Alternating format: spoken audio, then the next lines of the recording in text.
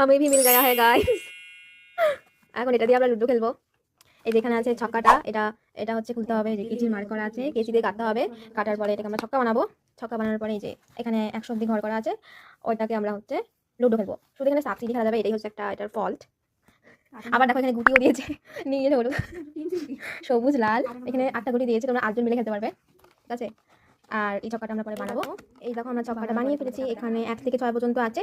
এখন এটাকে আমরা যেভাবে টস করবো, এই দেখো 2 পড়েছে, তো আমরা 2 ঘর যাব, তারপরে আবার করব, আবার 2 পড়েছে, 4-এ যাব। এইভাবে আমরা খেলাটাকে কমপ্লিট করব। তোমাদের কার কার এরকম পড়েছে আমাকে জানাও। এই যে দেখো আমি সিঁড়িতে উঠে গেছি।